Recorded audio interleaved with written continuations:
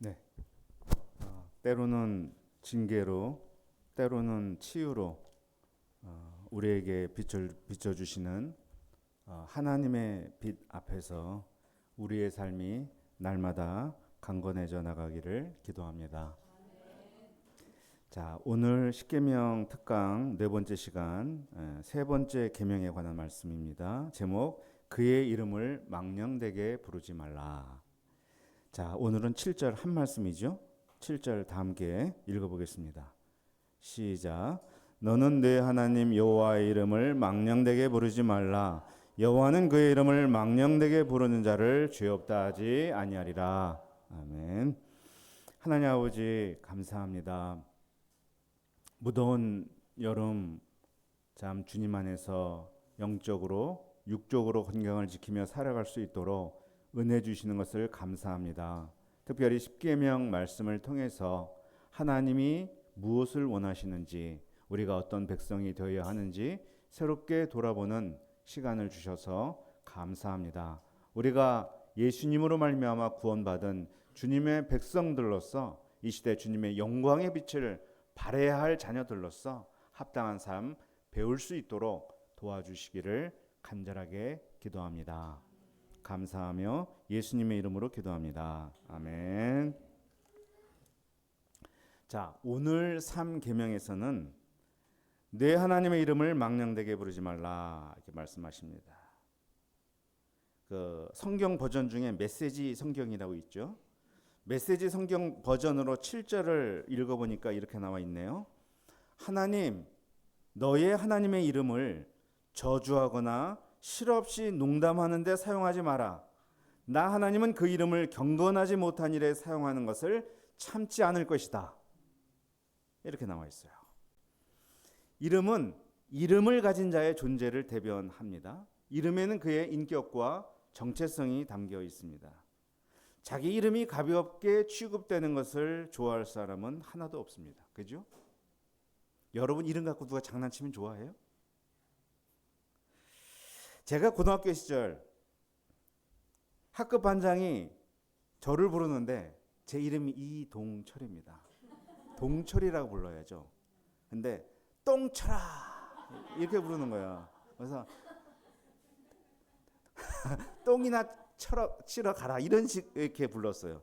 그러니까 지금도 그때의 장면이 생생하게 기억되는 것을 보면 적잖이 상처가 되었던 것 같습니다. 남이 자기 아버지의 이름을 함부로 입에 올리는 것도 자녀들은 몹시 불편해합니다. 자기 이름이 마음에 들지 않아 성인이 되어 가정법원에 정정 신청을 하는 분들도 많습니다. 하나님에게도 고유한 하나님의 이름이 있습니다. 그 이름 자체로 자기 존재의 위엄을 드러내십니다. 하나님의 가장 대표적인 이름이 뭐죠? 네? 그렇죠. 예, 여호와입니다. 여호와. 뭐 제호바라도 하고 야훼로도 하고 뭐 하지만 하여튼 여호와. 여호와는 그 택한 백성을 구원하시고 약속을 신실히 지키시는 자비로운 분이시다라는 의미를 담고 있습니다. 하나님은 이 이름으로 불리고 이 이름의 영광이 드러나는 것을 기뻐하십니다. 이 하나님에게 누가 되는 말과 행동을 하는 모든 것이 이 계명을 어기는 일이 됩니다. 그러면 하나님의 이름을 망령되게 부르는 삶이란 어떤 삶인가? 구체적으로 생각해 보도록 하겠습니다. 첫째, 하나님의 이름을 가볍게 함부로 사용하는 것이 이 죄입니다. 예전에 어떤 목회자가 그런 말을 했다고 하죠. 하나님도 자기한테 까불면 죽는다. 나중에 그는 어떻게 변명을 했냐면 자신이 그만큼 애교를 부릴 정도로 하나님과 친밀한 것을 표현한 것이다. 이렇게 얘기했어요. 그러면 하나님과 친밀하면 그렇게 불러도 되나? 부부 사이에 친밀하면 반인격적 말 함부로 해도 되나? 친할수록 예의를 지켜야 한다고 말해요. 그는 자신이 하나님과 가깝다고 생각했을지 모르지만 하나님을 모독한 것입니다. 하나님의 이름을 불경하게 불러서는 안 됩니다. 하나님의 이름을 농담과 희롱의 말에 사용해서 안 됩니다. 기독교의 격을 떨어뜨리는 거예요. 그런 일은 세상 사람들이 기독교와 목회자를 우습게 여기도록 만들었습니다. 전도와 선교의 문을 닫히게 하였습니다. 그 죄가 어찌 작다고 하겠습니까? 둘째는 하나님의 이름을 저주와 맹세에 사용하는 것. 큰 죄입니다. 예를 들어 자기가 분이 풀리지 않을 때 하나님의 이름으로 상대방을 저주합니다. 영어 표현에는 뭐 갓댐하면서 많지만 자기 분을 푸는 일에 하나님의 이름을 가져다 씁니다. 또 맹세를 하는데요. 사도행전 23장 12절을 보면 이런 게 있어요. 바울을 죽이기 전에는 먹지도 않고 마시지도 않겠다고 하나님의 이름으로 맹세하는 사람들의 이야기가 나옵니다. 하나님의 이름을 사용하여 자기가 하는 일, 사람을 죽이는 일에 정당성을 부여하려고 합니다. 이거 엄청 위험한데 1000년 전에 약 200년에 걸쳐 10차례 정도 이루어졌던 십자군 전쟁이라는 게 있습니다. 예루살렘 성지를 탈환하겠다고, 그게 하나님의 뜻이라고 하나님의 이름으로 얼마나 많은 사람들을 전쟁터에 내보내서 죽게 했는지 모릅니다. 하나님의 이름으로 시행한다는 것은 자신이 정의의 사도라는 말인데 세상에 얼마나 많은 불의한 사람들이 자신의 불의를 이루려고 하나님의 이름으로 뻔뻔하게 그 일을 자행하는가 하는 게 참 많아요. 자, 셋째. 하나님의 이름을 필요할 때만 부르는 것도 하나님의 이름을 망령되게 부르는 거예요. 필요할 때만 찾아요, 하나님을. 사무엘상 4장을 보면 이스라엘은 블레셋과의 전투에서 패배하니까 바로 하나님의 언약궤를 찾았습니다. 우리가 언약궤가 없어서 전투에서 졌다. 언약궤를 가져다가 앞세웁니다. 그들은 곤궁에 처했을 때만 하나님의 신비한 힘에 의지하여 이기고자 했습니다.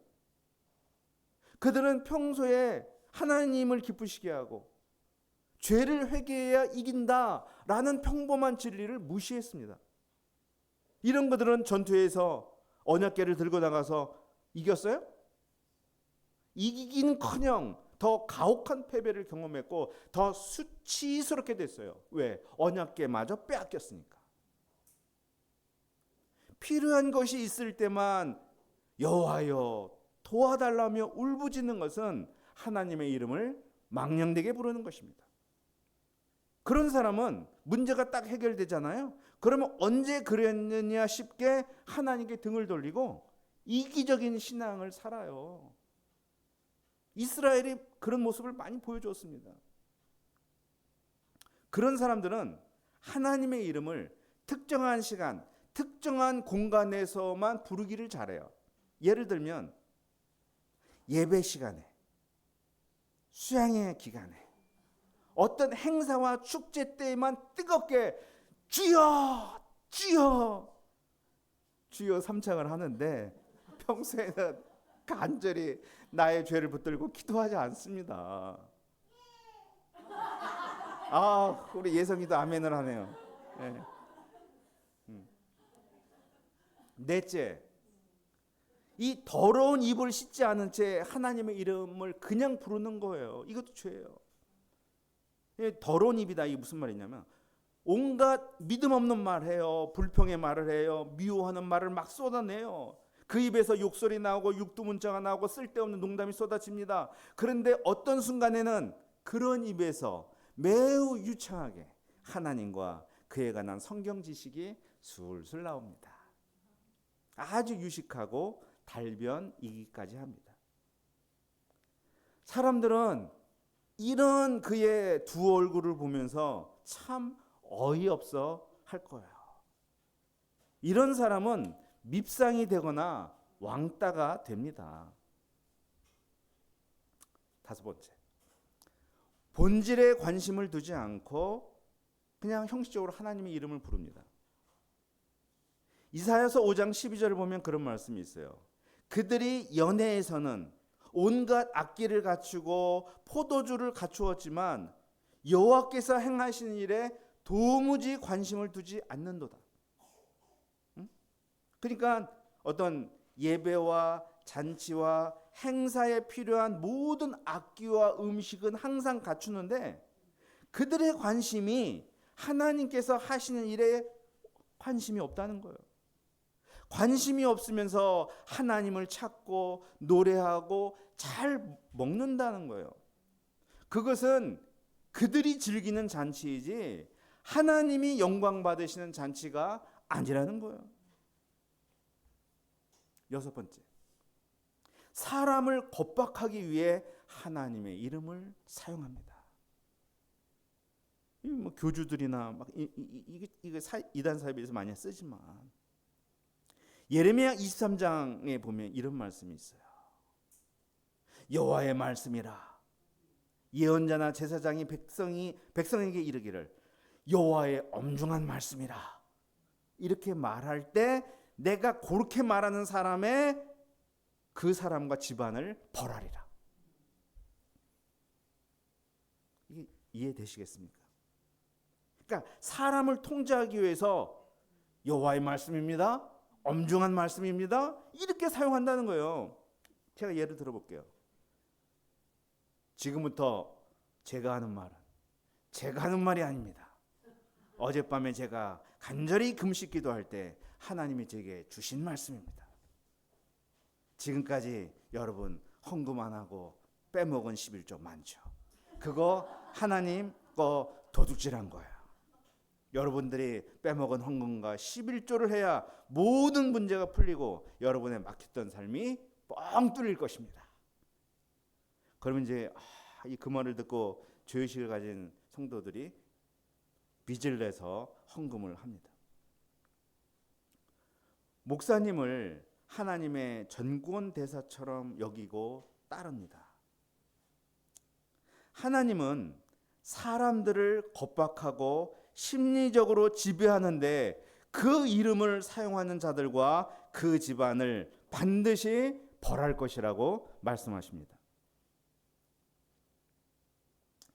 이것 말고도 너무나 많습니다. 이게 사실은 웨스트민스터 대열이 문답에 나오는 걸 제가 정리하는 거예요. 이것 말고도 엄청 많아요. 그냥 간단하게 얘기하겠습니다. 하나님의 말씀을 잘못 해석하고 적용하는 것도 하나님의 이름을 망령되게 부르는 거다. 자신의 의도와 욕망을 실현하고자 하나님의 말씀을 왜곡하는 것도 하나님의 이름을 망령되게 부르는 거다.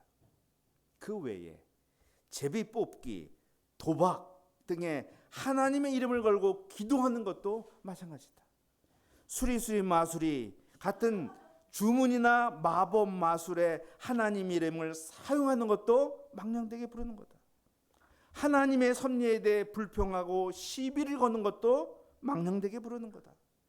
호기심 때문에 성경을 이상한 방향으로 파고 들어가는 것도 역시 망령되게 부르는 것이다.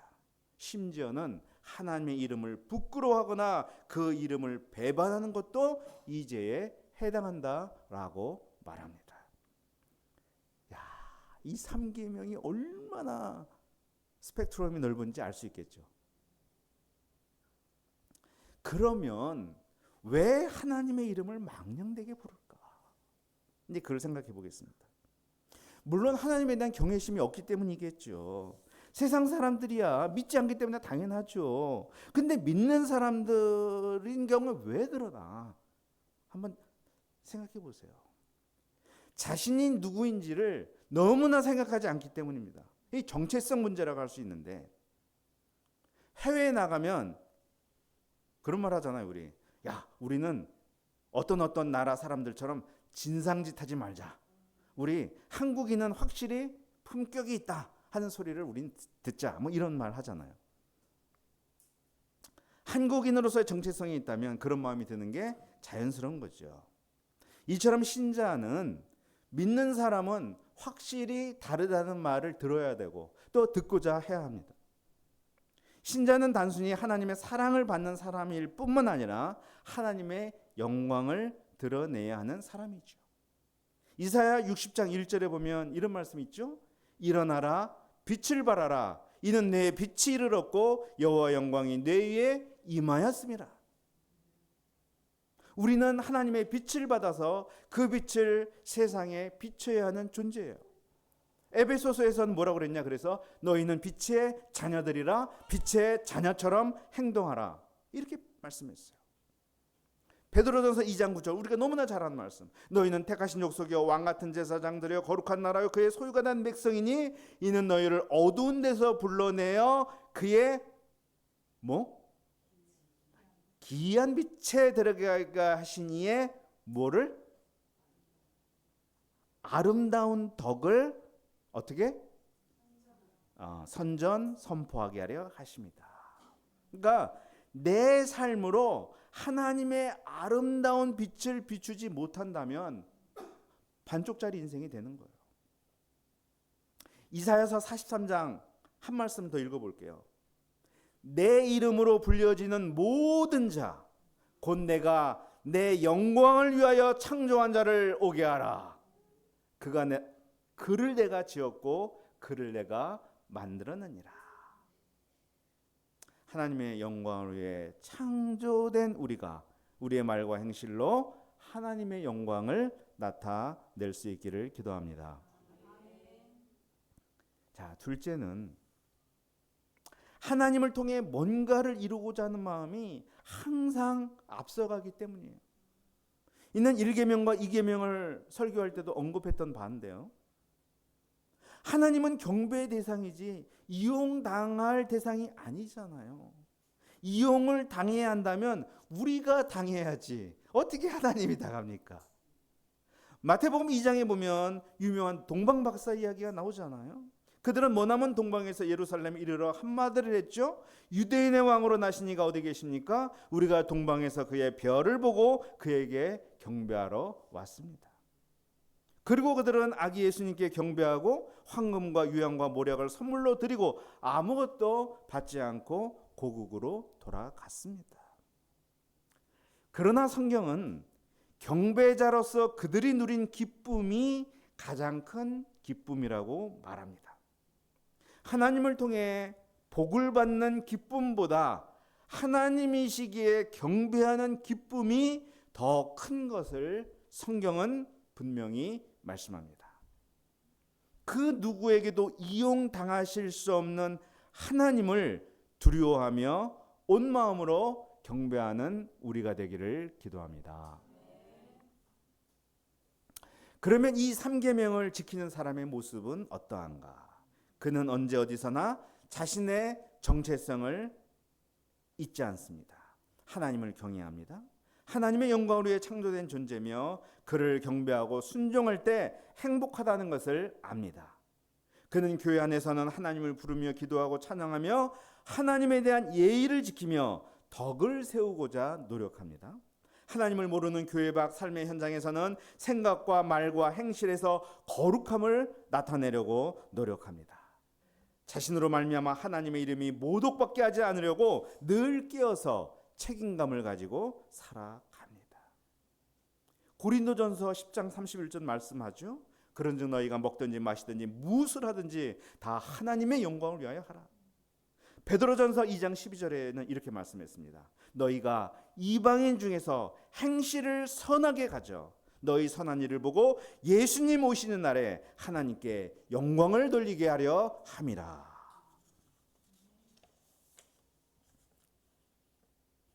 예수님이 가르쳐 주신 주기도문의 첫 번째 기도 제목이 무엇입니까? 뭐예요?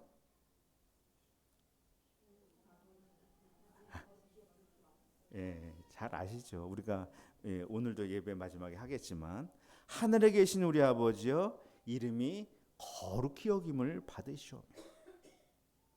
저는 이 기도 제목이 10계명의 첫 번째, 두 번째, 세 번째 계명을 압축하고 있구나 하는 것을 이번 10계명 연구를 하면서 새롭게 발견하게 됐어요. 야, 그렇구나. 첫 번째 계명은 하나님을 한계를 지닌 지역신의 개념으로 절대 취급하지 말라 말하셨어요. 두 번째 계명은 하나님을 내 생각대로 규정하지 말라 하셨어요. 세 번째 계명은 나의 말과 행실로 하나님의 영광을 나타내라. 이렇게 말하십니다. 우리가 이렇게 할 때 하나님 아버지의 이름이 거룩히 여김을 받고 이 땅에 하나님 나라가 임하게 될 것입니다. 전도와 선교라는 것은 어디로 나가서 누구를 만나기 전에 우리가 먼저 이 계명을 기억하고 이 계명을 나의 삶 속에 실현하는 것이 먼저겠구나 하는 생각을 하게 됩니다. 우리가 합당한 주의 자녀가 될 때 어떤 상황에서도 하나님이 영혼을 보내주시고 그 나라를 확장해 나가는 것을 우리를 통해 이루실 것을 믿습니다. 모두가 하나님이 주신 3계명을 지켜서 하나님의 영광을 드러내는 거룩한 백성들이 되기를 간절히 기도합니다. 기도하겠습니다. 하나님 아버지 감사합니다. 오늘 계명을 통해서 정말 삶의 모든 영역에 이 계명을 온전히 지키는 삶과 또 망령되게 지키는 삶이 구분되고 그것이 나타난다는 것을 보게 도와주셔서 감사합니다. 하나님 아버지, 우리가 부름받은 주의 백성으로서의 정체성을 가지고 우리가 정말 하나님의 영광을 드러내고 하나님 자체를 경배하는 삶을 살아야 된다는 그런 인식을 갖고 살아감으로써 이 시대에 빛의 자녀로서 하나님의 영광의 빛을 온전히 비출 수 있도록 도와주시옵소서. 감사하며 예수님의 이름으로 기도합니다. 아멘.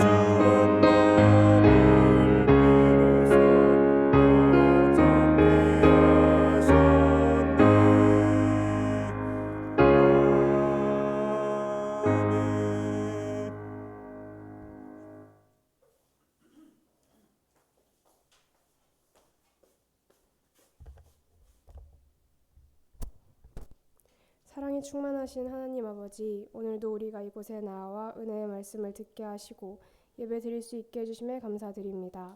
죄와 사망의 권세 아래 종로를 탈 수밖에 없었던 저희들을 불쌍히 여기사 십자가의 크고 놀라우신 은혜와 사랑으로 저희를 구원하여 주심에 감사드립니다. 지난주 메시지 너를 위하여 어떤 형상도 만들지 말라 말씀을 통하여 주님의 사랑과 의무를 배우게 하시고 오늘 10계명 4강 말씀을 통해 은혜 충만하게 해주심에 감사드립니다. 오늘 말씀에서처럼 저희가 제3계명 내 하나님의 이름을 망령되게 부르지 말라 말씀을 지켜 주님의 제자로서의 정체성을 잃지 않고 오직 여호와를 경외하며 생각과 말과 행실에서 주님의 거룩이 빛이 나는 하나님의 사람으로 세상에서 구별되기를 간절히 기도합니다. 하나님 아버지, 저희 대학로 UBF가 예수님의 고난에 즐거움으로 동참하는 제자 공동체로 나아가기를 기도합니다. 청년회와 CBF, JBF 동역자들이 제자들로 세워지는 은혜의 역사를 이루어 주시기를 기도합니다. 주님, 저희 UBF가 2041년 140개국 미개척 나라에 10만 전무인 자비랑 선교사를 파송케 하시옵소서. 2026년 5월에 있을 세계 선교대회와 선교사 목자 수양회가 잘 준비되어 귀한 시간이 되도록 간절히 기도합니다. 미국 뉴저지 및 두바이 선교 역사를 축복하시고 전박 크리스박 선교사님과 피터 피터 김 선교사님 가정, 이요셉 리브가 선교사님 가정이 믿음의 동역을 잘 이루기를 기도합니다. 정마가 엘리사벳 선교 가정을 지키시고 자녀 정로이를 건강하게 자라도록 보호하시고 타우슨 대학에서 목자 교수로 귀하게 쓰임 받기를 기도합니다. 군 선교사로 파송된 이다윗 이축복 형제를 영육간에 강건케 하셔서 주어진 자리에서 군 훈련을 잘 감당케 하시고 주님 나라 위에 기이 쓰임 받기를 기도합니다. 양지원 형제님을 비롯하여 병마의 고통과 싸우고 있는 많은 목자님들 가운데 함께 해주셔서 이겨낼 수 있는 힘을 주시기를 기도합니다. 이 시간 저희가 드리는 헌금이 주님 나라 위에 귀하게 쓰임 받기를 간절히 기도합니다. 감사드리며 예수님 이름으로 기도드립니다.